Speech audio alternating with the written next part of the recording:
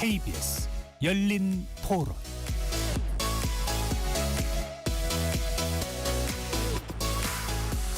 안녕하십니까. KBS 열린 토론 배종찬입니다. 매주 월요일에는 여야를 대변하는 네 분과 함께 정치권 현안들을 꼼꼼히 짚어보는 여의도 내변인들로 여러분들을 만납니다. 국민의힘 추경호 의원의 영장실질심사가 내일 서울중앙지법에서 열립니다. 특검이 구속영장을 청구한 지 약 한 달 만에 내란 혐의로 현역 의원이 구속기로에 놓이게 되는데 이번이 처음입니다. 계엄 1년을 앞두고 국민의힘 안에서는 계엄 사과 여부를 두고 내분이 격화되는 양상입니다. 한편 계엄 1년이 되는 3일 오전에는 김건희 여사의 결심 공판이 진행될 예정인데요. 특검의 구형량에 관심이 모아지고 있는 가운데 윤석열 전 대통령, 박성재 전 법무부 장관이 엮인 셀프 수사 무마 의혹 사건 관련 수사 과정에도 이목이 집중되고 있습니다. 이들 내용 포함한 전국 현안들 네 분의 여야 패널들과 함께 자세히 짚어보겠습니다. KBS 열린 토론 지금부터 시작합니다. 치열한 토론 속에서 더 나은 세상을 찾아갑니다. 올바른 세상을 만드는 첫걸음. 평일 저녁 7시 20분 KBS 열린 토론.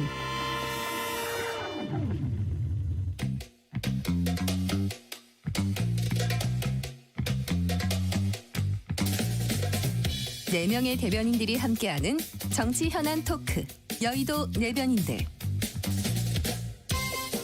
여야를 대변하는 분들과 함께하는 여의도 내변인들 함께할 네 분의 논객 소개합니다. 김현정 더불어민주당 의원 자리하셨습니다. 네, 반갑습니다. 평택시병 김현정입니다. 김소희 국민의힘 의원 나오셨습니다. 네, 안녕하세요. 김소희입니다. 이성훈 전 더불어민주당 전략기획부위원장 나오셨고요. 네, 안녕하세요. 이성훈 변호사입니다. 이준우 국민의힘 미디어 대변인 함께합니다. 네, 반갑습니다. 이준우 대변인입니다. KBS 열린 토론 문자로 참여하실 분은 샵 9730으로 의견 남겨주실 수 있고요. 단문 50원, 장문은 100원의 정보 이용료가 붙습니다. KBS 1라디오의 모든 프로그램은 유튜브에서도 함께 할 수 있으니까요. 많이 들어와 주시고 구독 꾹 눌러주시고 좋아요도 많이 보내주시면 좋겠습니다.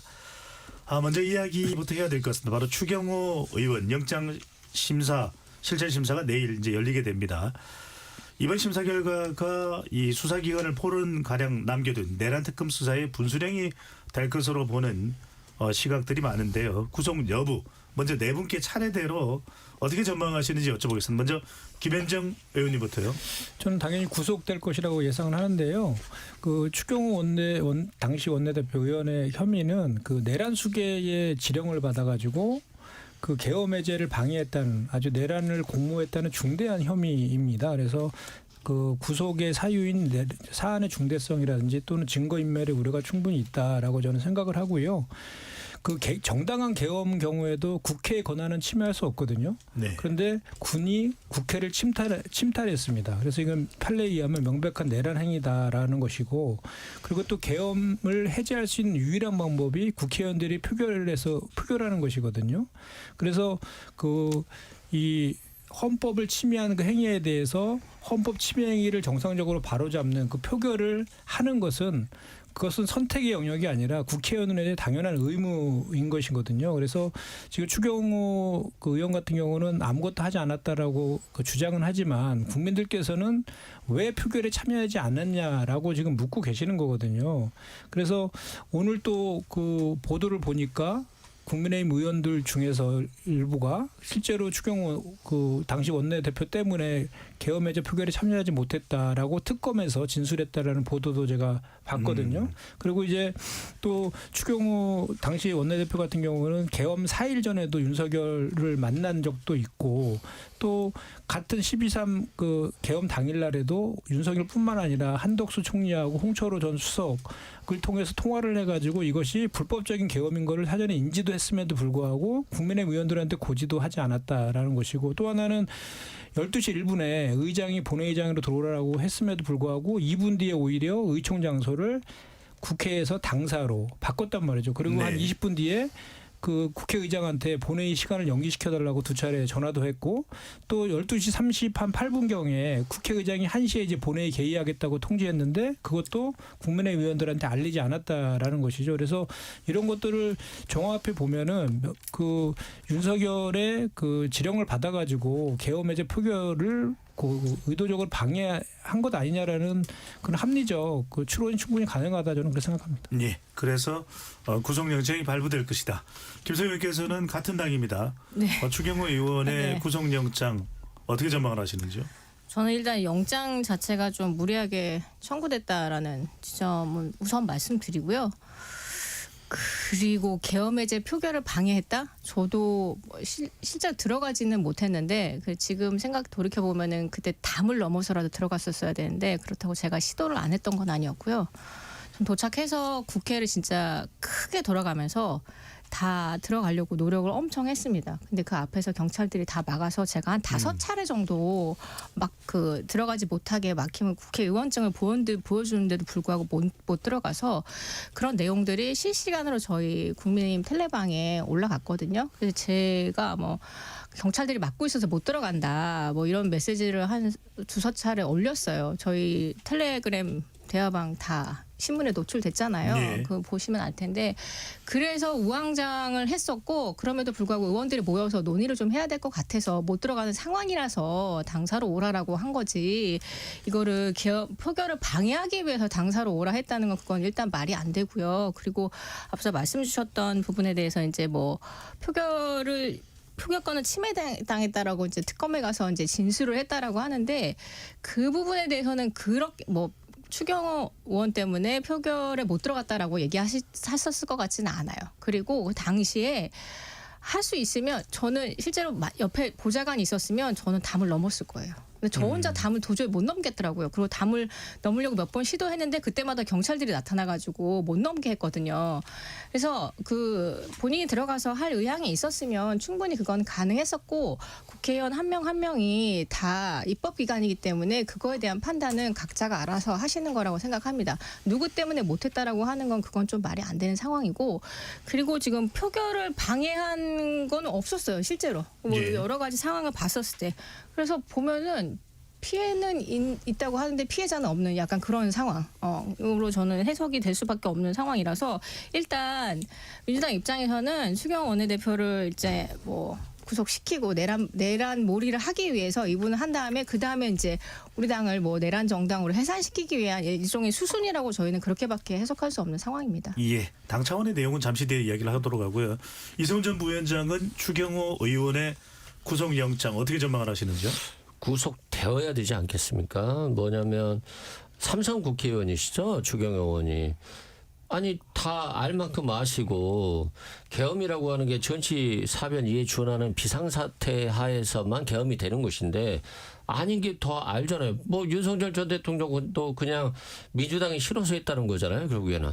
그러면 당연히 계엄 해제를 해야 되는 거잖아요. 그런데 뭐 국회로 와라 당사로 와라 국회로 와라 당사로 와라 이게 헷갈리게 한 거거든요. 왜 헷갈리게 했냐. 이게 위법성의 인식이 본인이 있기 때문이에요. 내놓고 방해하면 계엄 해제 표결을 방해했기 때문에 내란의 공범으로 처벌될 수 있잖아요. 그렇기 때문에 지금 헷갈리게 마치 경찰이 막아서 이랬다 저랬다 했던 것처럼 그냥 그렇게 자신의 위법성 인식을 없애게 하려고 하는 거죠. 그런데 한번 보시죠. 만약에 150명이 민주당 의원만을 차지 않았다. 그런데 국민의힘 의원들이 안 들어와서 150명의 국회의원들이 특전사와 수방사 군인들에 의해서 정치활동을 했기 때문에 포괄형 위반이다라고 해서 체포돼서 가버렸다라고 한다면 역사가 많이 바뀌었겠죠. 아하. 그러면 또 유혈 충돌이 일어났지 않겠습니까?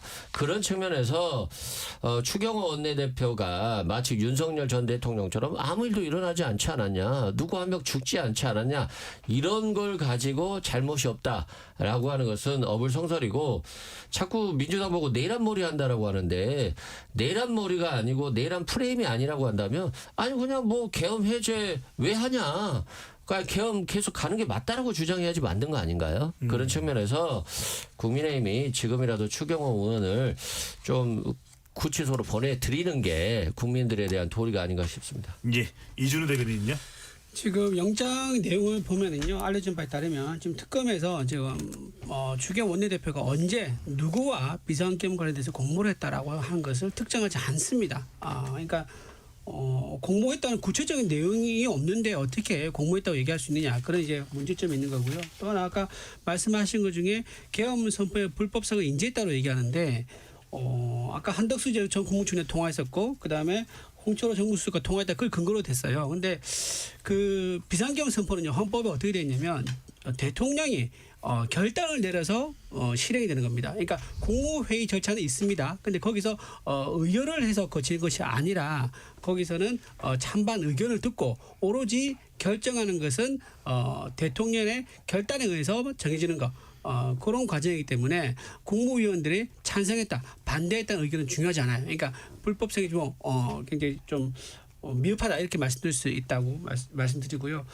또 하나 지금 그 회의장에 보면 이제 이런 부분도 있어요. 그 이제 주경 원내대표가 본회의장으로 모이라 하지 않고 본회의장 바로 앞인 예결위 회의장으로 모이라 했다. 이거 가지고 또 약간 표결에 방해 의혹이 있다라고 얘기하는데 그건 참 구차하죠. 왜냐하면 국회 구조 아시는 분 아시겠지만 본회의장하고 예결위회장 바로 코앞입니다. 근데 몇 발짝 안 되는 거리인데 그 장소를 두고 가지고도 표결을 방해했다라고 주장은 좀 억지다라는 말씀드리고요. 그렇게 따지면 지금 김민석 국무총리 등 민주당에서도 지금 표결에 참여 안 하신 분들이 있거든요. 그럼 그 사람들은 누구의 방해에 의해서 표결을 참여하지 않은 거죠? 이 부분도 좀 책임을 져야 되지 않습니까? 그래서 저는 주경 원내대표에서 몇몇 대표를 이렇게 기소까지 하는 것은 제가 보기에는 이걸 빌미 삼아 가지고 결국은 위헌 정당 심판으로 가기 위한 정치적 목적 때문 아니겠는가 생각합니다. 알겠습니다. 지금부터 계속 나누게 되는 내용들이 다 추경호 의원과 관련된 내용이라서 혹시 못다한 말씀 있으시면 포함을 해서 해주셔도 좋을 것 같고요. 자, 추경호 의원의 구속영장 발부 또는 기각 여부에 따라서 지금 여당에서는 민주당에서는 내란당 심판의 신호탄이 될 것이다라고 얘기를 하고 있고 국민의힘에서는 판사를 접하게 하는 정치 공작이다, 이렇게 또 맞서고 있습니다. 이번에는 김소희 의원님께 먼저 여쭤보고 김현정 의원님으로 가겠습니다. 장동윤 국민의힘 대표는 추경호 전 원내대표의 구속영장 심사에 정청래 민주당 대표가 직접 나서서 사법부를 급박하고 있다, 이 이야기는 정청래 대표가 민주당의 압박으로 사법부가 발부할 가능성이 상당히 있다라는 것을 국민의힘에서는 우려하고 있는 건가요?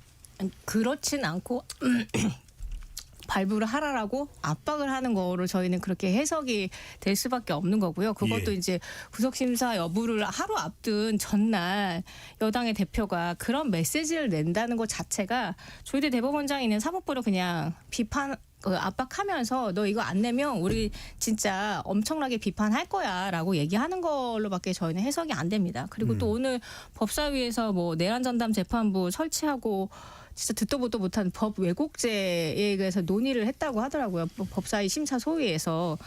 근데 이런 걸 봐도 그냥 우리는 답 정해놓고 이 답 안 나오면 계속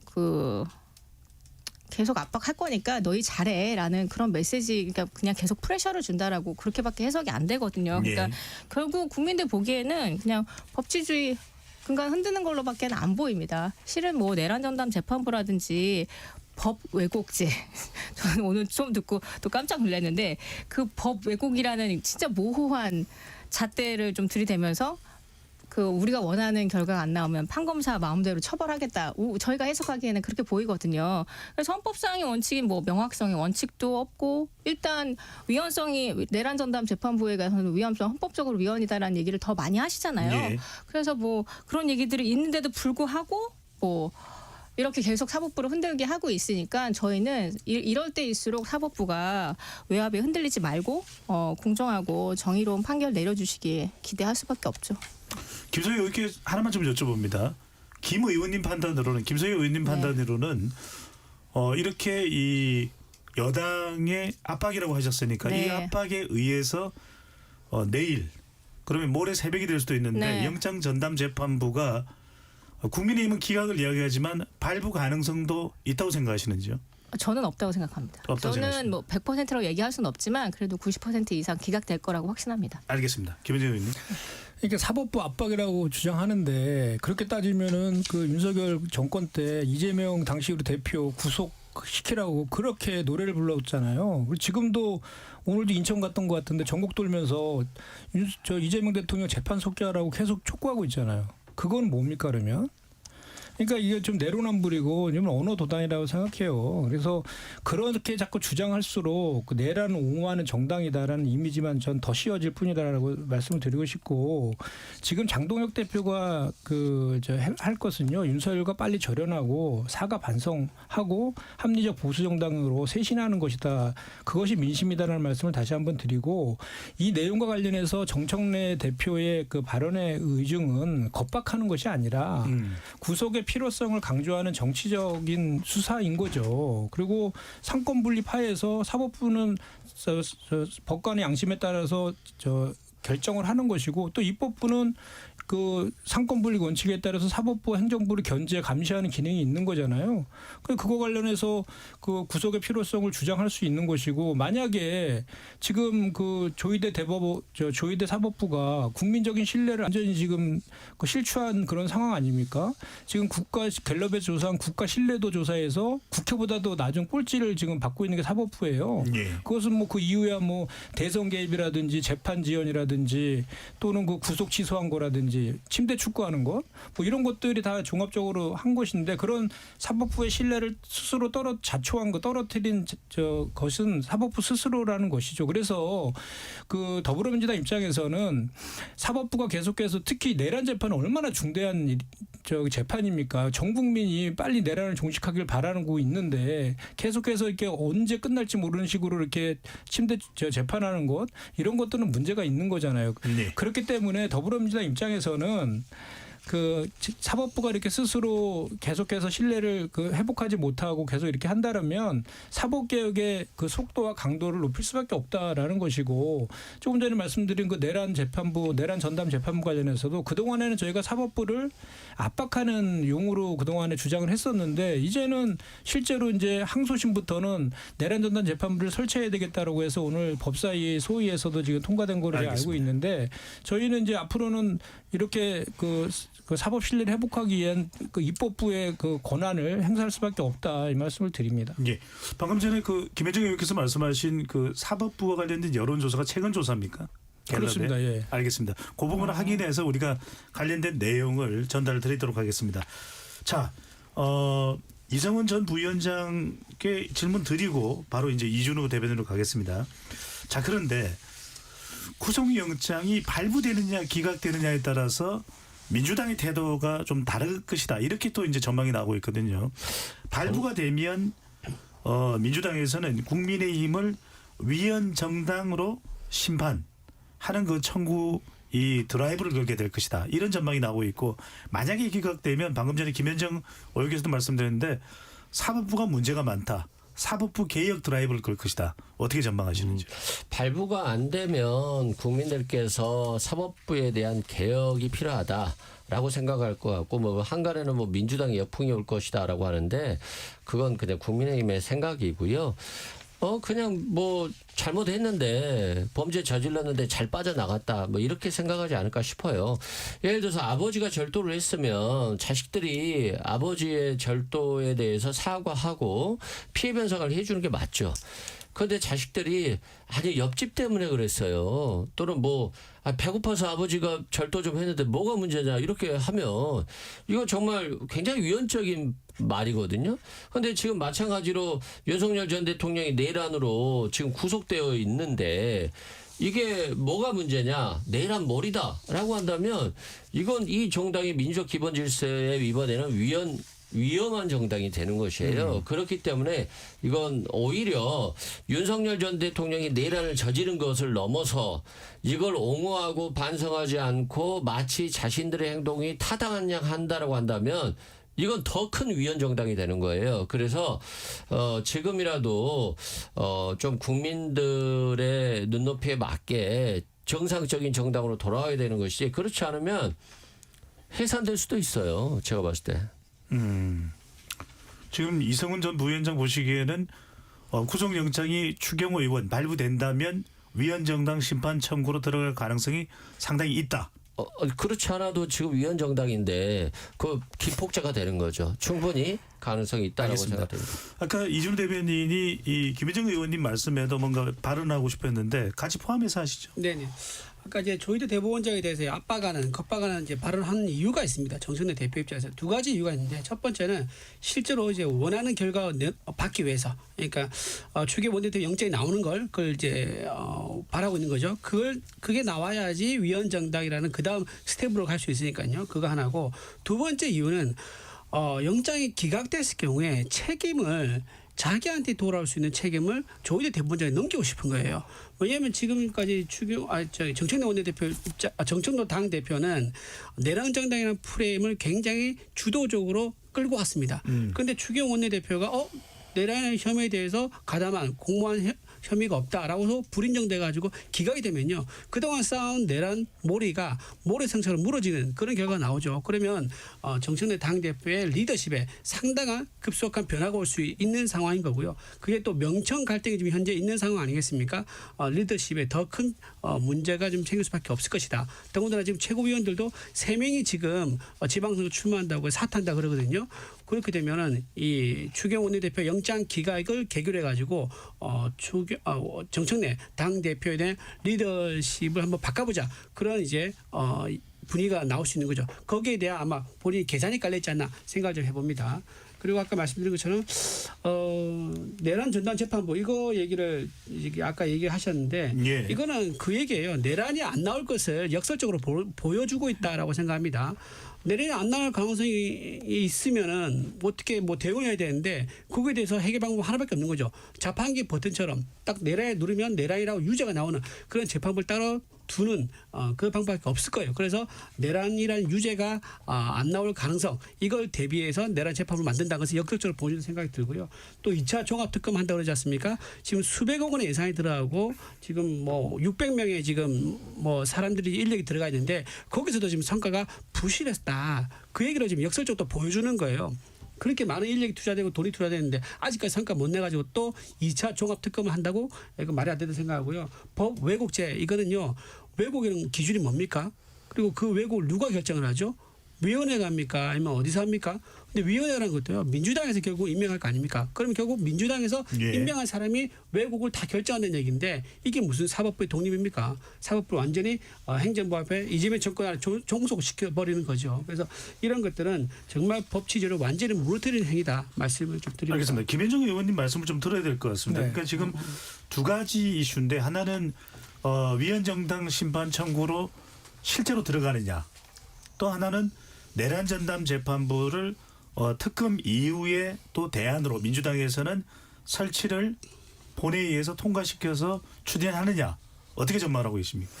그러니까 위헌정당 해산 심판으로 들어가느냐의 문제는 그 주체가 법무부 장관이잖아요. 우리 더불어민주당은 정부에서 할 수 있습니다. 주체가 아니죠. 그리고 실제로 그 내란 관련된 재판이 유죄로 확정돼야지 그 다음에 절차가 가능한 거 아닙니까?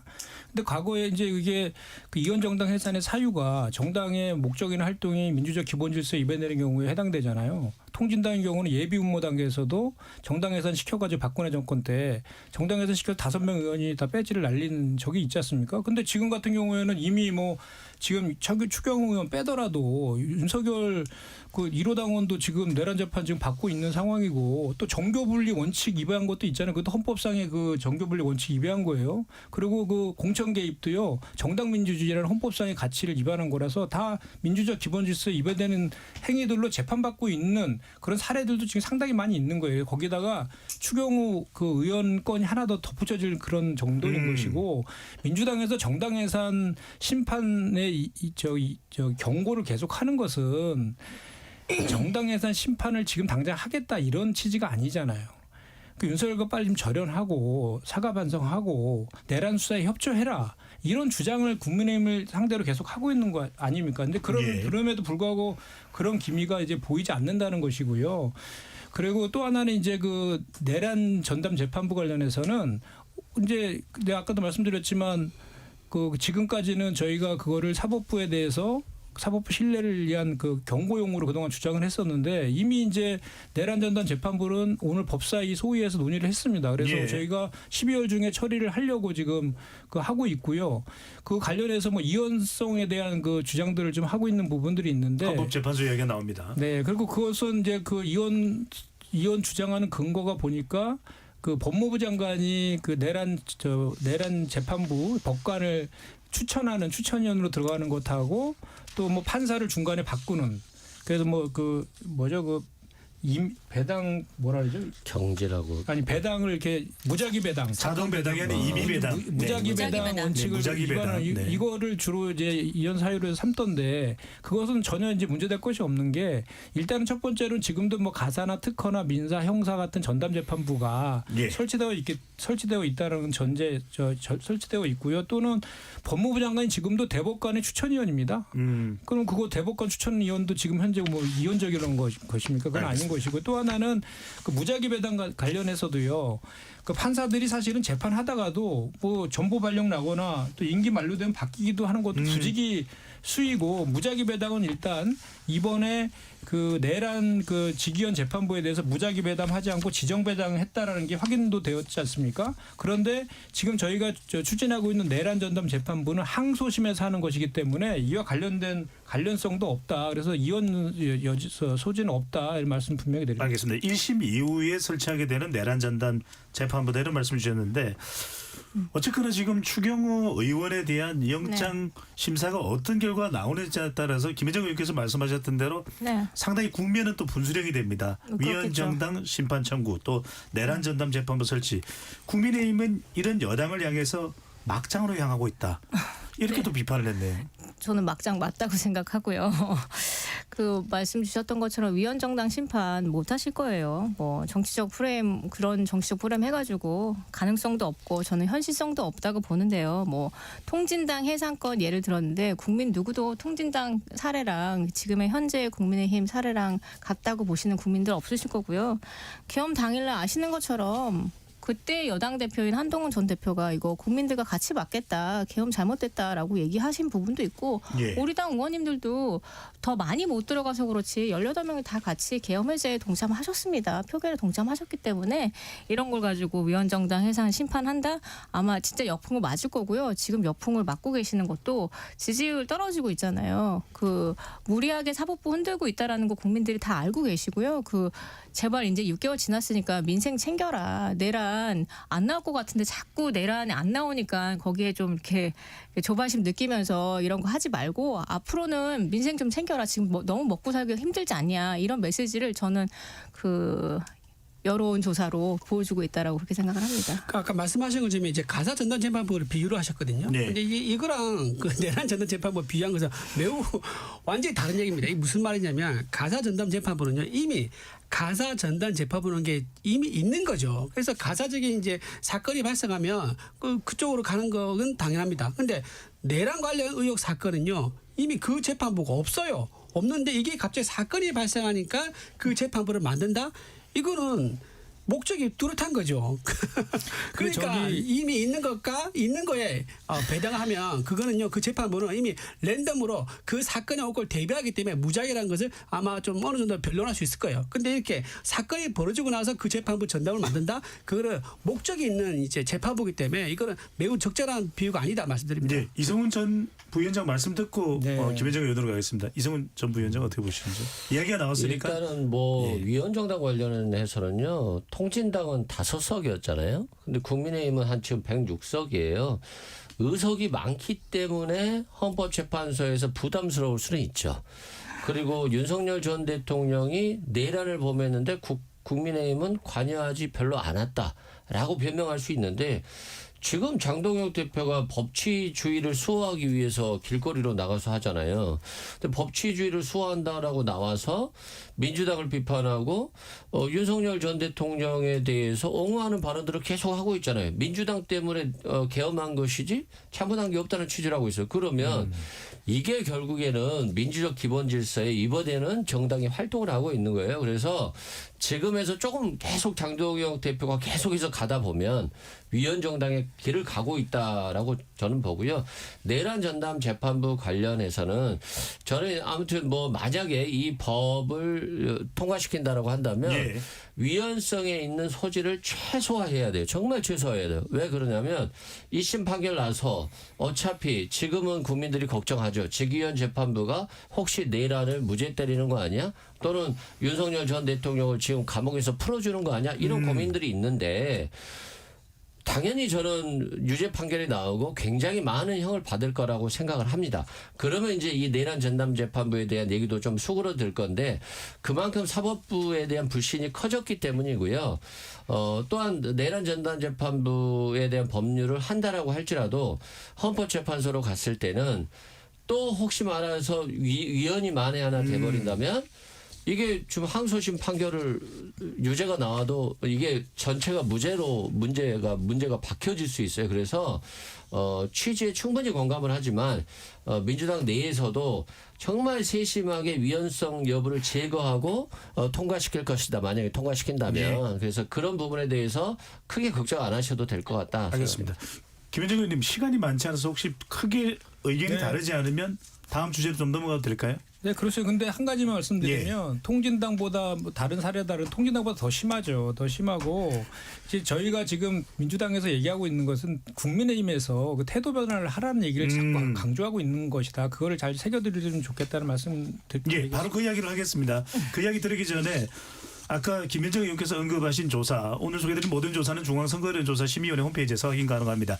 시사 2인이 한국갤럽에 의뢰해서 지난 9월 14일부터 16일까지 가구 유선전화, RDD 및 휴대전화, RDD를 병행한 전화 면접 조사였고요. 이 조사에서 대법원은 국회보다 낮은 신뢰 점수를 기록한 결과로 나타났습니다. 김성현 의원께 방금 전에 말씀하신 그 부분 네. 여쭤보겠습니다.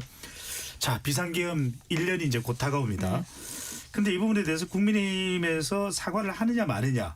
장동익 대표는 갈라지고 흩어져 계엄도 탄핵도 못 막았다며 당의 등기를 다 강조하고 있는데 양양자 의원, 김재섭 의원 등은 사과를 해야 된다. 사과를 하지 않으면 의원 20여 명이 집단 행동에 나설 수도 있다. 이렇게 얘기를 하고 있는데 네. 장동익 대표 어떻게 보십니까? 김성현 의원께서 보시기에는 12월 3일 날 지금 이재명 대통령도 외신 기자회견을 지금 앞두고 있는데 기자회견을 예정하고 있는데 장동익 대표도 뭔가 이야기를 할 걸로 보입니다. 네. 사과가 나올까요? 아닐까요? 지금 현재는 저는 한 반반이라고 가능성도 있다고 생각을 하고요.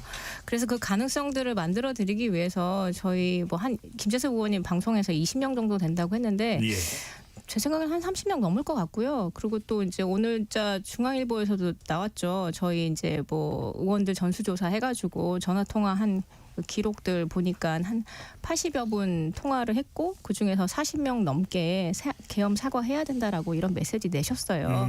저는 계엄 부분에 대해서는 국민들이 피해를 보셨기 때문에 어쨌든 잘못된 정치적 행동이었잖아요. 그 부분에 대해서는 사과를 해야 된다라는 의견을 주시는 의원님들이 저는 대부분이라고 생각합니다. 거기서 답변을 거부하신 분들은 지도부이기 때문에 답변을 거부한 거고요. 네. 다만 이제 뭐 그 뒤에 부분에 보면은 뭐 윤 대통령과의 절연을 해야 되는 메시지를 내야 된다. 그 부분도 궁금합니다. 이 부분인데 그 부분에 대해서는 의견이 좀 반반인데 그 굳이 뭐 탄핵되고 뭐 지금 특검 받고 있고 이미 탈당한 사람을 대상으로 우리가 또 절연한다 이런 메시지를 낼 필요가 있냐 이미 절연된 상태인데라고 생각하시는 의원님들이 꽤 많으세요. 제가 지금 이 그 김재섭 의원이랑 같이 저희도 이제 뭐 사과 메시지를 내려고 좀 준비하는 의원 중에 한 명이에요. 네. 그래서 저는 숫자가 곧 늘어날 거라고 생각하고 이렇게 장동 대표께서 이제 바깥에서 강성 지지층을 대변해 보이는 것처럼 메시지를 낼 수도 있지만 당 안에는 계엄에 대한 사과를 해야 된다라는 메시지를 내는 많은 의원들이 있다라는 걸 동시에 보여주면서 저희는 중도층의 민심도 동시에 잡으려고 하는 거예요. 양쪽에. 그리고 네. 이런 얘기가 있기 때문에 장동욱 대표도 그래 우리 의원들이 이런 생각을 하니까 또 어느 정도 룸을 만들어 드릴 수 있고 그래서 저는 이거를 이제 언론에서는 뭐 당이 쪼개지고 있다 또 분열되고 있다 이렇게 쓰시고 싶어 하지만 저는 그냥 당내에 다양한 의견들이 있다라는 그런 모습들을 보여주는 걸로 그렇게 좀 해석을 해주셨으면 좋겠습니다. 김성현 의원님 말씀 듣고 보면은 비상계엄과는 손절. 일단 윤석열 전 대통령과의 손절 여부에 대해서는 유보. 자, 김현정 의원께서는 어떻게 보시는지요? 근데 지금 그 김소희 의원님 말을 들어보면 그 20여 명의 의원들이 집단행동을 하실 것 같네요, 보니까. 숫자로 훨씬 넘을 것 같습니다. 그러니까 훨씬 더 네. 넘은 분이 그리고 하실 것 이제 같은데 왜 뭐- 그러냐면 장동혁 대표는 안 할 것 같거든요, 저는. 그게 왜 그러냐면 지금 그 저기 최근의 발언들을 보면요. 그 뭐 책임을 통감한다, 뭐 두 차례에 걸쳐서 탄핵을 통해서 정권을 뺏긴 거에 대해 죄송하다 이런 표현들을 했는데 그 계엄에 대한 탓은 민주당 탓이고 그래서 우리가 더 단결해 싸우지 못한 거에 대한 뭐 이런 취지로 얘기를 하고 있단 말이죠. 그리고 두 차례에 걸쳐서 정권을 뺏겨서 죄송하다는 것도 정권을 뺏겨서 죄송하다는 거잖아요. 그리고 그 사과는 그 뭐 김민수 최고위원도 보니까 우리가 지난번에 사과했는데 대선에서 지지 않았냐, 그래서 사과 무용론도 막 주장하던데 사과는 선거에서 이기려고 하는 게 아니지 않습니까? 일단 그 불법 개헌과 내란에 대해서 국민들한테 진솔하게 그 사과하는 것이 조건 없이 하는 것이 이제 중요하다는 그런 취지인데 저는 장동현 대표가 이제 그런 좀 딜레마에 빠진 것 같아요. 그러니까 지난 그 당대표에서 당선될 때 구구 강성 지지층을 이제 지지를 받아서 된 거잖아요. 그래서 지금 호랑이 등에 지금 올라타 있는 격이다. 그래서 내려올 수 없다. 그래서 거기서 만약에 중도 확장이나 합리적 보수에 대한 그런 스탠스를 취하게 되면 구구 강성층으로부터 이제 배척될 수밖에 없는 그런 위기의식을 늘 갖고 있는 것 같다는 생각이 들고요. 그리고 또 뭐 최근에 나경원 의원 같은 경우에도 뭐 표만 되면 뭐 도둑놈이나 사기꾼이면 어떠냐, 뭐 윤호개이면 어떠냐, 부정선거 주장하면 어떠냐, 뭐 이런 주장도 하시잖아요. 그러면서도 가장 그때 그 계엄 해제 표결에 참석했던 한동훈 전 대표를 비롯한 친한계 의원들은 예. 또 같이 또 끌어안지 못하고 징계를 하려고 하거든요. 그러니까 이게 모순된 것들 아닙니까? 그러니까 결국은 그냥 그 당 안에서 그러니까 중도 확장을 통해서 민심을 회복하려는 그거보다는 당 안에서의 그런 그 개파 그에서 권력 투쟁에서 그냥 그 이기려고 하는 그런 의지가 훨씬 더 강한 거 아니냐. 그거를 진심으로 저는 그 당내에 있는 많은 그 의원분들께서 그 사과 반성 이런 것들을 관철시켜 가지고 좀 이렇게 바뀌었으면 좋겠다는 취지에서 다시 예. 한번 말씀드립니다. 알겠습니다. 이준우 대변인께 먼저 여쭤보고 또 이성훈 전 부위원장으로 가겠습니다. 바로 이제 비상계엄 1년 장동혁 대표의 사과 여부에 대해서 상당히 초점이 모아지고 있는데 이 상황에서 또 징계가 거론됩니다. 누구냐면은 바로 한동훈 전 대표의 당원 게시판과 관련된 부분이 조명되고 있고 바로 친한계로 분류가 되고 있죠. 김종혁 전 최고위원에 대한 징계 절차가 재소환되는 이미 지난번 윤리위원회에서는 경고를 받았나요? 주의를 받았나요? 이거 어떻게 봐야 될까요?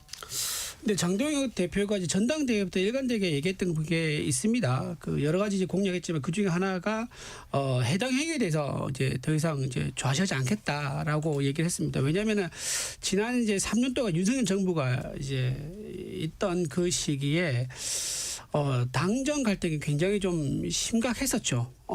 이제 민주당에서 내는 윤석열 정부에 대한 비판 목소리가 우리 집권당의 대표 또는 비대위원장에서 나왔었으니까 똑같은 입장을 내는데 어떻게 우리 우파를 지지하는 사람들이 우리 당을 지지하겠느냐. 민주당과 똑같은 비판을 할 바에는 아예 표를 하지 않겠다면서 투표를 또 외면했던 사람도 상당히 많이 있었습니다. 우파 지지자들이 민주당 표는 설마 찍지는 않겠죠.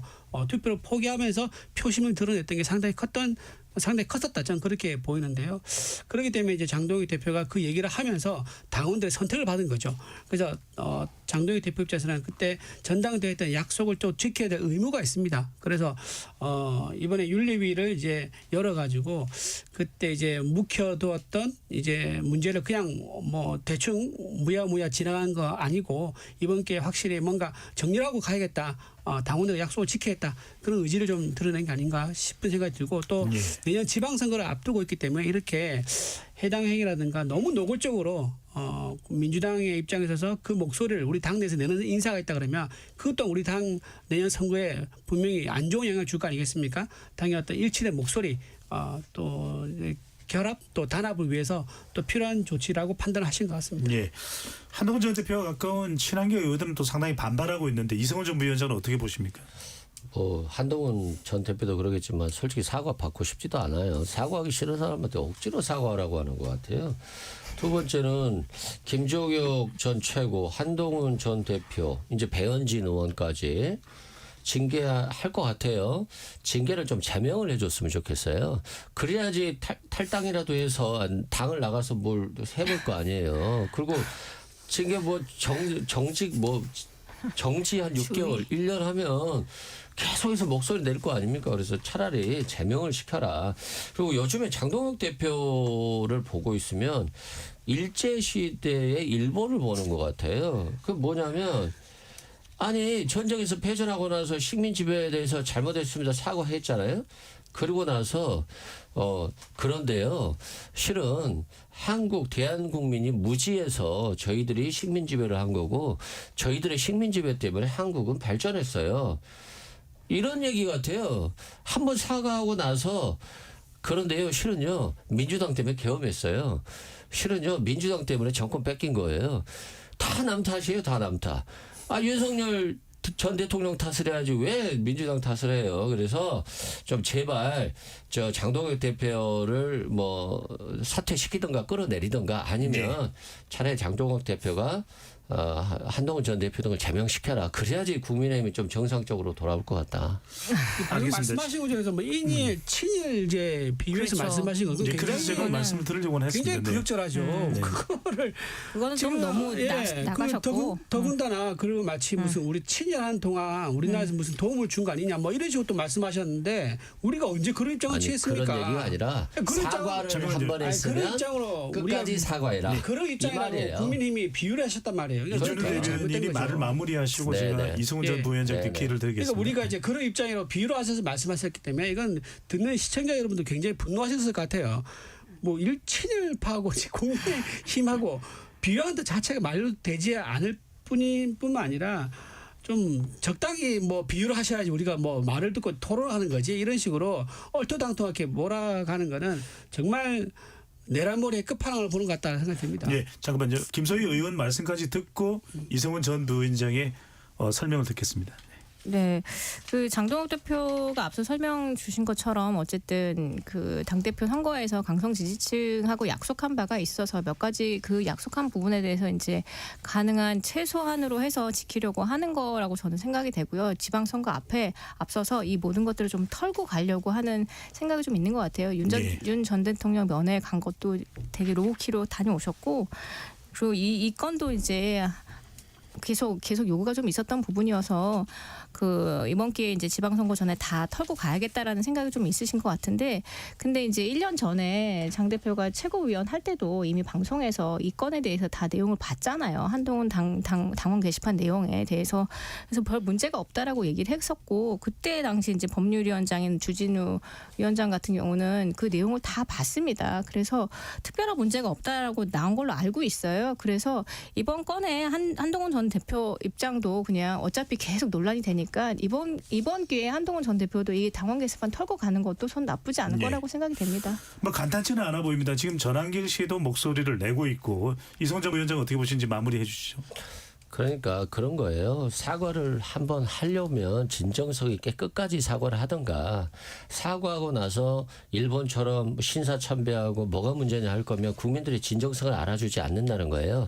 사과를 하시던가 끝까지 계엄은 정당했다고 하시던가 이렇게 하라고 하는 것이지 남 탓하지 말라. 저는 이런 차원의 얘기입니다. 알겠습니다.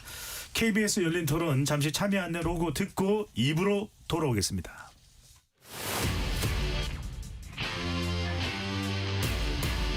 토론에 정답은 없습니다.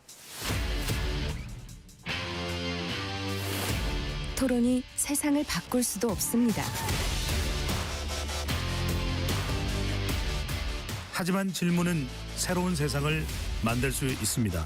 질문으로 올바른 세상을 만드는 첫걸음 KBS 열린 토론.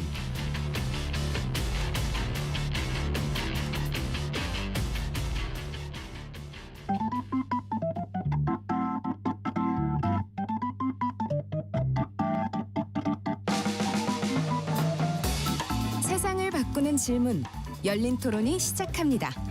KBS 열린 토론은 언제나 열려 있습니다. 단문 50원, 장문 100원의 유료 문자 샵 9730 그리고 KBS 어플리케이션 콩으로 여러분의 의견을 남겨주세요. KBS 열린 토론 2부 이어가겠습니다. 여의도 내변인들로 진행하고 있습니다. 스튜디오에 김소희 국민의힘 의원, 김현정 더불어민주당 의원, 이준우 국민의힘 미디어 대변인, 이승훈 전 더불어민주당 전략기획 부위원장 네 분과 함께하고 있습니다.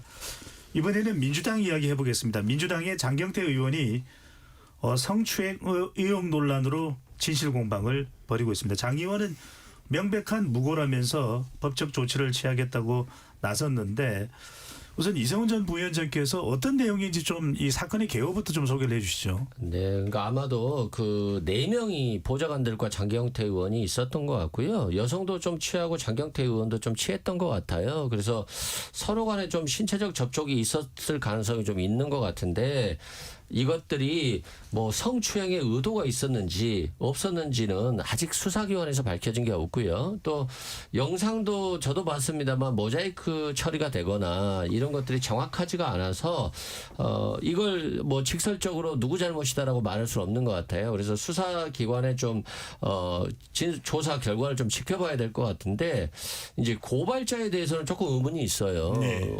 여자친구가 있는 곳에 가서 둘이 뭐 예를 들어서 어떤 얘기를 하고 있었다라고 한다면 본인이 가서 뭘 말리던가 이러면 되는데 뒤에서 영상을 찍고 있단 말이에요. 그것도 좀 이상하다라고 생각되고 또 뭐 그 남자친구가 찍은 것이기 때문에 바로 그날 경찰까지도 왔었기 때문에 고발하려고 하면 당연히 그 당시에 고발이 됐어야 될 것 같은데 지난해 10월에 있었던 일이죠. 그렇죠. 1년이나 지난 상태인데 주변에 참고인들도 다 있고 또 남자친구도 있었기 때문에 그 경찰이 나왔었기 때문에 그때 뭔가가 정리가 됐어야 되는데 마치 아무 일도 없었다가 지금에 와서 하는 부분들이 조금은 좀 비정상적이다는 측면에서 우리가 어떤 결과를 예단하기보다는 수사 결과를 조금 지켜보는 것이 좋을 것 같다 이렇게 생각됩니다. 예. 민주당 또 장경태 의원으로부터는 또 장경태 의원의 이 또 설명이 나오고는 있을 텐데 이준우 대변인은 어떻게 보십니까? 네, 지금 일단 왜 이렇게 몇 년에 이제 한 번씩 이렇게 민주당에서 대형 성추행 사건 터지는지 모르겠습니다. 일단 이제 박원순 전 서울시장부터 해서 오거돈 전 부산시장, 그다음에 안희정 충남 도지사까지 몇 년에 한 번씩 반복되고 있는 것들을 통해서 저는 민주당이 이런 성추행 사건에 대해서 반성이 없다. 반성이 없고 여기에 대해서 개선도 하지 못하고 있다. 이런 부분에서 굉장히 좀 자괴감이 들고 안타깝다는 생각이 좀 듭니다. 그리고 오늘 좀 전에 MBN에서 이제 단독으로 보도가 된 걸 말씀드리면 동석자 A하고 B라는 사람이 있는데 A가 이제 이런 얘기를 했습니다. 피해자 신체 부위에 손을 올리고 있던 장경태 의원에게 이게 뭐하냐라고 중간에 피해자가 장경태 의원한테 얘기했다라는 것을 얘기를 했고요. 이건 이제 동석자 A의 목격담입니다. 그리고 동석자 B는 당시 피해자 신체 부위를 장 의원이 만지기에 하지 말아라고 예. 목격자 B가 또 얘기를 했다는 거예요. 자, 이런 식으로 현장에 있던 사람들도 그 현장을 받고 피해자가 항의한 걸 받고 자기들도 그거 하지 마라라고 얘기를 했다는 거예요. 자, 이렇게 구체적으로 나오는데 이걸 가지고 장경태 의원이 무고죄로 고발했다라고 한 거 아니겠습니까? 예. 무고죄가 굉장히 무서운 게요. 오거돈 전 부산시장이 몇 년 받았습니까? 3년 받았는데 성추행 플러스 무고죄 포함해서 3년이에요. 지금 장경태 의원이 이렇게 관련자들 피해자와 관련자들 증인이 명확한데도 불구하고 무고죄로 역고소로 해버리면요 나중에 이게 무고죄가 본인이 처벌받을 수 있습니다. 그래서 이준우 대변인이 지금 관련된 이 개요를 말씀해 주셔서 네네. 궁금증을 좀 여쭤보겠습니다. 네. 일이 벌어진 것은 지난해 10월이라고 하는데 왜 지금 1년이 지난 11월에 불거진 배경은 뭘까요? 그 피해자가 얘기를 했죠. 조직적으로 주변에 회유가 있었다. 그 조직적 회의 때문에 좀 무서웠다. 당연하죠. 의원실에 저도 이제 국회 보좌관 출신인데 저는 18년도 일했습니다. 그러면 다른 의원실에 있는 의원이 우리 의원님한테 무슨 말을 할지 또 다른 의원한테 무슨 말을 해가지고 내가 다른 식 의원실로 옮길 수 있는데 이직 같은 거 있지 않습니까? 거기에 불이익을 받을 수도 있고요. 그 방에서 나와서 사회에서 또 직장 재취업할 때 그때 불이익을 받을 수 있어요. 왜냐하면 다 그 이전 직장에 편판 조율을 하거든요.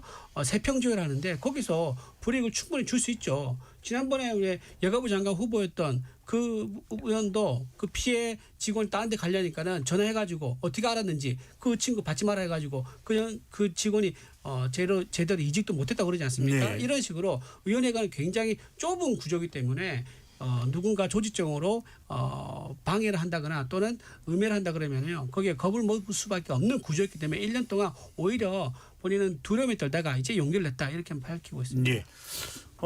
동료 의원 이야기라 참 쉽게 말씀하시기는 쉽지 않은데 김혜정 의원께서는 이 사안 어떻게 보시는지 일각에서는 뭐 의원직 제명 이야기까지 나오는데요. 일단 어제 이제 장경태 의원이 반박 기자회견을 좀 했고 당의 입장에서는 윤리감찰단에 이제 조사를 지금 시킨 그런 상황이잖아요. 예. 윤리감찰단은 당하고는 완전히 독립된 기구라서 좀 중간에 뭐 보고조차도 하지 않는다고 들었거든요. 그래서 지금 현재 상태에서는 그 윤리감찰단의 그 조사하고 경찰에서 수사 중이잖아요. 그 결과를 보고 좀 판단해야 되지 않을까 그렇게 생각합니다. 이건 김소희 의원께 먼저 여쭤보기 전에 일각의 몇몇 보도나 전해지는 어떤 내용에 따르면은 장경태 의원이 이 정청래 대표와 무척이나 가깝고 실제로 이번에 1인 1표 특위의 위원장을 맡고 있는 게 사실입니까? 정당혁신위원장이죠. 아, 정당혁신위원장이요. 네. 또 서울시당 위원장이기도 하고, 그러니까 뭔가 당내 역학 구도와도 연관될 수 있습니까? 뭐 이렇게 일부에서 그런 음모론을 좀 제기하는 분도 있던데 네, 그런 궁금해서 건 여쭤봅니다. 그런 건 같지는 않고요. 그러니까 저도 이거에 대해서 제가 뭐 자초지정에 대해서 그 정확히 알고 있지 않은 상태에서 어떤 발언하는 게 또 잘못하면 2차 가해도 될 수 있고 그래서 되게 조심스럽기 때문에 제가 좀 전에 말씀드린 것처럼 지금 객관적인 기관에서 조사와 수사를 하고 있으니까 그걸 결과를 보고 판단하는 게 현재로서는 가장 그 중립적인 입장이 아닐까 싶습니다. 알겠습니다. 뭐 2차 가해 관련해서 질문을 드린 건 전혀 아닌 것이고요. 네. 김소희 의원께서는 이 사안을 어떻게 보시는지요?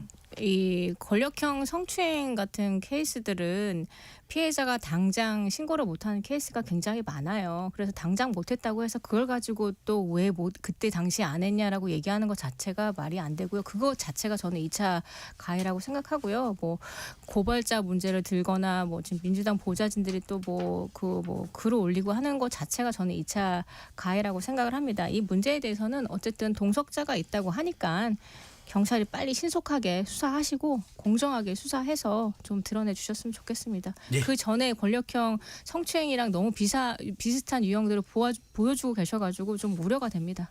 예. 이번엔 특검 이야기를 좀 해보겠습니다. 이제 3대 특검, 내란 특검, 그리고 김건희 특검, 그리고 최혜병 특검이 다 이제 조금씩 날짜는 다릅니다만 종료 일정에 들어가는데 이성훈 전 부위원장께 여쭤볼게요. 민주당이 오늘 3대 특검 수사의 미진한 부분을 규명하기 위해서 추가 종합특별감사를 도입해야 된다. 2차 종합특검이 필요하다는 의견인데 여기에 대해서는 어떤 생각이신지요? 뭐 지도부에서 신중하게 판단할 거로 생각을 합니다. 다만 이제 최혜병 특검 같은 경우도 이제 수사를 종결을 선언하고 수사를 연장을 요청하지는 않았거든요. 저는 뭐 김건희 특검이나 내란 특검에 있어서 수사를 하다가 미진한 부분이 있어서 정치권에 이러한 부분은 부족하다라고 한다면 또 추가적인 특검이 필요하다라고 볼 수 있지만 그냥 막연하게 정치적으로 그냥 2차 특검 하자라고 하는 것은 조금은 좀 세심하게 신경을 써야 될 것 같다 생각되고요. 저는 최혜병 특검도 뭐 정말 그 당시에 윤석열 정부에서 임성근 사단장 제대로 수사하고 했으면 이 33명이 기소가 될 수 있었겠습니까? 그런데 임성근 사단장의 어떤 과실치사 혐의에 대해서 사건을 은폐하려다 보니까 이종섭 전 장관을 호주로 보내고 또 이종섭 장관의 출국 금지를 해제시키고 이 호주로 보내고 출국 금지하는 데 있어서 아무런 위원회도 열리지가 않았어요.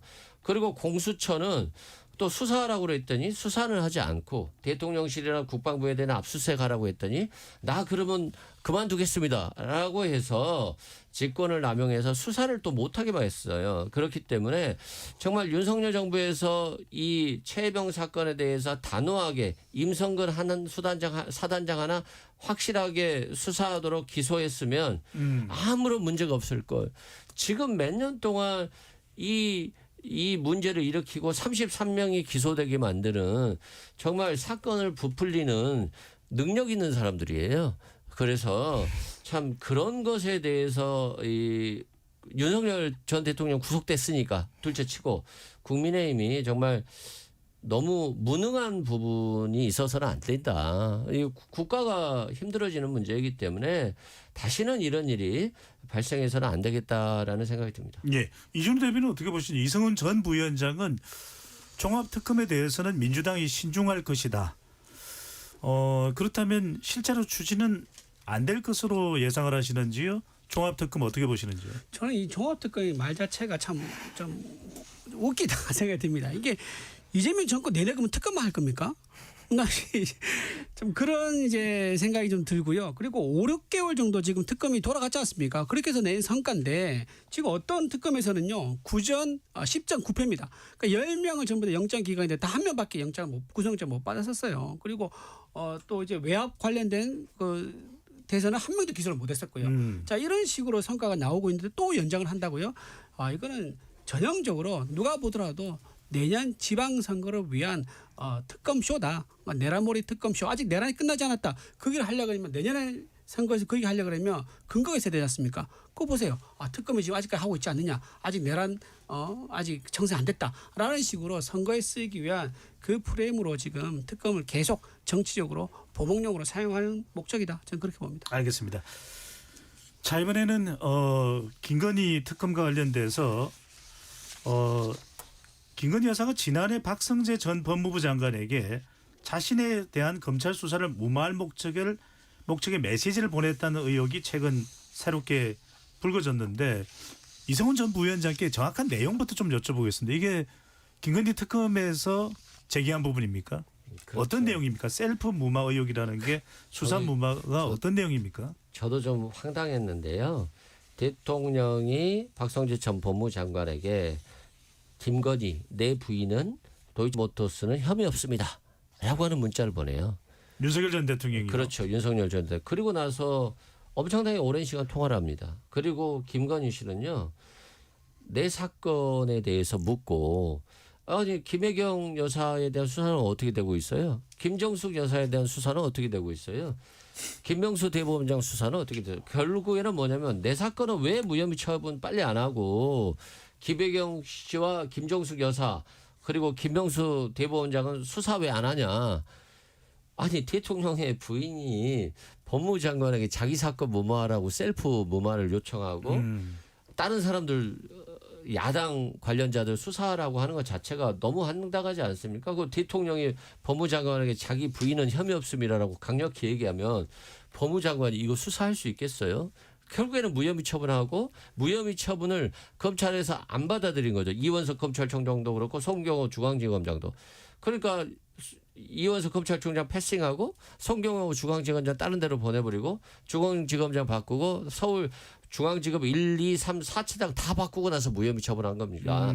자기 부인 사건 가지고 중앙지검장과 차장을 다 바꿔버린다는 차원에서 야 이분은 참 검찰총장까지 하신 분이 이 검찰 사법 시스템을 그냥 내 것처럼 운영했구나. 참 황당하다. 국민들도 정말 황당할 것 같다 생각이 듭니다. 예, 김소희 의원은 이 내용 어떻게 보십니까? 지금 국민의힘으로서도 사실 김건희 여사와 관련된 이 재판 네. 계속 나오면서 좀 난망한 상황인 것 같아요. 굉장히 힘들죠. 뭐 좀 저희가 민주당이 못할 때마다 김건희 여사 내용이 나와가지고 저희 지지율을 다 깎아먹고 있는 것 같고요.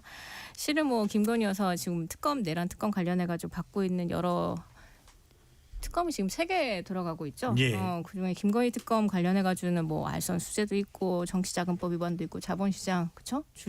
주가 조작 관련해서 있는데 그런 모든 것들 떠나서 저는 이게 더 심각한 문제라고 봅니다. 이게 이 문자를 이렇게 현실 인식이 엎으셨나? 그 영부인의 위치에서 이렇게 법무부 장관한테 이런 문자를 보내는 게 맞았나? 저는 오히려 우리 당이 먼저 이런 걸 특검하자고 해가지고 먼저 딱 털어버려야 될 것 같다는 그런 생각이 좀 들고요. 그렇게 해서 이거를 좀 마무리를 저희가 먼저 스스로 나서서 마무리를 좀 줬으면 하는 그런 바람이 좀 있습니다. 네. 이 문제 관련해서는 이게 더 심각하다고 봅니다. 지금 김건희 여사와 관련해서는 물론 윤석열 전 대통령도 마찬가지입니다만 내란 특검, 김건희 특검, 최혜병 특검까지 다 연관성을 또 이어가고 있는데 내란 특검팀에서는 윤석열 전 대통령 김 여사의 사법 리스크를 덮기 위해서 비상계엄을 선포했다. 이런 인식이 있는 것 같아요. 김현정 의원께서는 어떻게 보시는지요? 실제로 그런 뭐 그 보도도 있었죠. 그 김건희 여사의 사법 리스크가 그 계엄의 트리거가 됐다. 그런 얘기도 있었고 실제로 지금 좀 전에 우리가 얘기하고 있는 관련해서도 이거는 뭐 본인에 대한 수사 셀프 무마 업무 지식을 넘어서 명백한 너무나도 심각한 국정농단이잖아요. 그 어떤 예. 사례들보다도. 그래서 아예 그냥 국정농단을 그냥 평상시에 이렇게 그냥 저기 국가 권력을 사유하면서 이렇게만 했다라는 것을 하지 않을 수가 없고 그래서 그런 문제들을 덮기 위해서 실제로 이번에도 문자 보낸 다음에 그 이후에 실제로 이제 그 좀 전에 얘기한 것처럼 수사 결과가 불기소 처분으로 그렇게 마무리가 됐잖아요. 실제로 결과까지 뒤따랐단 말이죠. 그래서 이런 것들에 대해서는 그 명백하게 정말 국정농단으로서 그 용서받지 못할 것이다라고 저 말씀을 좀 드리고 아까 2차 저 종합특검 얘기가 나온 것도 사실은 김건희 특검이 16개 혐의로 수사를 시작했는데 그중에 그 다음에 또 이렇게 막 하수분처럼 또 새로운 의혹들이 막 그 분출돼 나왔잖아요. 그리고 예. 최혜병 그 저기 수사 외압 관련해서도 그 저 윤석열의 VIP의 윤석열의 경로로 인해서 뭐 이렇게 저 수사 외압이 가했다 이런 그래서 33명을 기소한 성과는 있었지만 가장 본질적인 그 임성근 사단장의 구명 로비 의혹에 대해서는 지금 아직 그 규명되지 않았거든요.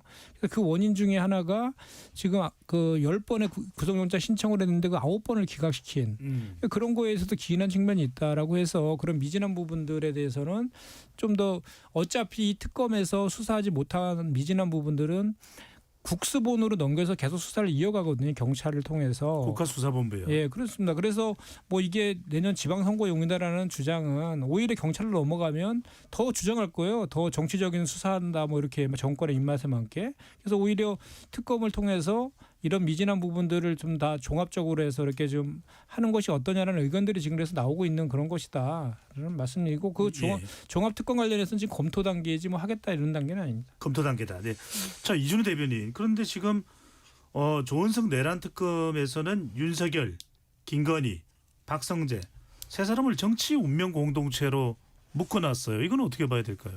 그 이제 앞서서 제가 방금 이제 말씀하신 것 중에서 윤석열 전 대통령이 김여사 사법 리스크 관련돼 가지고 그걸 막기 위해서 비상계엄 선포했다라고 이제 말씀하신 부분에 대해서 저는 이렇게 좀 묻고 싶어요. 그럼 이재명 대통령은 본인 5개 재판을 막기 위해서 대통령 선거 출마한 겁니까? 좀 말이 안 되는 거죠. 그리고 이미 계엄 선포할 때 사유를 얘기했지 않습니까? 29번의 탄핵으로 인해 가지고 정부가 기능을 제대로 못하게 만들었잖아요. 일하려면 사람이 있어야 되는데 그 부처의 수장을 공석으로 만들어버리니까 어떻게 일을 시킬 수가 있습니까? 그리고 일을 하려는데 돈이 필요한데 돈을 다 빼버렸지 않습니까? 무슨 삭감 정도가 아니라 그냥 제로로 만들어봤어요. 이런 식으로 해서 정부 기능을 마비시키기 때문에 대통령으로서는 그 선출된 대통령으로서 국민과 약속을 지켜야 되기 때문에 어쩔 수 없이 비상대권이라는 선택할 수밖에 없었다라는 그런 설명했음에도 불구하고 굉장히 윤석열 전 대통령을 악마화시키려고 나쁜 이미지를 씌우려고 이런 식으로 김건희 여사 사법 리스크를 막으려고 비상계엄했다는 이런 아주 파렴치한 정말 천인 공노할 얘기를 한 것에 대해서 굉장히 분노한다 말씀을 드립니다. 표현을 그렇게 하면 안 되죠. 제가 뭐라 그랬습니까? 그런 얘기를 그렇다라는 것을 들었다라는 진술이 있었다는 보도가 있었다라고 제가 얘기했지. 제가 내란 특검 그렇다고 단정했습니까? 그리고 그 실제로 그 당시에 그 12.3 불법 개헌과 관련해서 김건희 사법 리스크 때문에 사전에 그 준비했던 그런 것이 언론 보도 나왔었잖아요. 내가 한 얘기가 아니잖아요. 그 얘기를 한 거니까 뭐 예. 파렴치하네만 이런 얘기는 아니고 더 나빠질 이미지나 있습니까? 윤석열 내란 수계 우두머리가. 알겠습니다. 이재명 대통령 그러면 이번 대선 출마한 이유가 사법 리스크와 관계없다고 생각하십니까? 그 정도 하시죠. 네. 당연하죠. 예. 어떻게 당연합니까 이게? 아직도 이렇게 내란 옹호하고 계속 그렇게 그 윤석열 감싸고 이렇게 계속 하십시오. 당연하다고 말씀하지 그러면 않았는데 예. 내랑 오ral 말씀하시면 안 되죠. 네, 이성훈 전 부위원장께 여쭤보겠습니다. 자, 그런데 지금 조원석 내란 특검에서는 윤석열, 김건희, 박성재 세 사람을 정치적인 운명 공동체로 묶어뒀는데 지난번 영장 청구를 했을 때는 기각이 됐어요. 다시 재청구될 수 있습니까? 결론은 박성재 장관에 대해서요. 그러니까 결론은 공모 관계를 입증하는 건데요. 일단 윤석열 전 대통령은 수사를 기피해버리고 자신의 부인에 대해서는 진술을 하지 않고 있고 김건희 씨 같은 경우도 저는 모르겠는데요. 라고 하고 있어요. 그러면 이 공무원인 윤석열 전 대통령이 뭘 해야 되는데 윤석열 전 대통령이 진술을 하지 않고 있기 때문에 이 공모 관계를 입증하기 쉽지는 않습니다. 그래서 윤석열 전 대통령이 박근혜 씨를 최순실과의 경제 공동체로 묶었고 또 야당 대표였던 이재명 대표를 정치적 공동체라고 했잖아요. 본인에게 그대로 가는 겁니다. 그래서 김건희 씨가 공무원이 아니지만 윤석열 전 대통령과 같이 해서 박성재에게 시켰다. 근데 이번에 나왔던 셀프 수사 무마과 같은 문자 메시지가 나왔기 때문에 예. 이 문자 메시지를 바꿔서 박성재 전 장관이 또다시 검찰에 또 지휘를 내렸을 가능성이 높거든요. 아하. 그래서 이것들까지는 안 나왔지만 아마도 오늘 또 박성재 전 장관에 대해서는 검사를 중앙선거관리위원회에서 보내서 부정선거 의혹과 관련한 것들을 확인하기 위해서 검사를 보냈다는 것과 관련해서 또 압수수색을 했어요. 대검을. 알겠습니다. 그래서 이 부분까지도 다 확인된다라고 한다면 박성재 전 장관에 대해서는 다시 영장 청구가 가능할 수 있겠다 생각됩니다. 예. 시간이 뭐 별로 남지 않았어요. 두 분 의원께 내일 모레 김건희 여사의 첫 이제 결심 공판. 그러면 검찰 구형이 나오는 거죠? 검찰 구형이 그렇죠, 나오는 거죠. 그렇죠.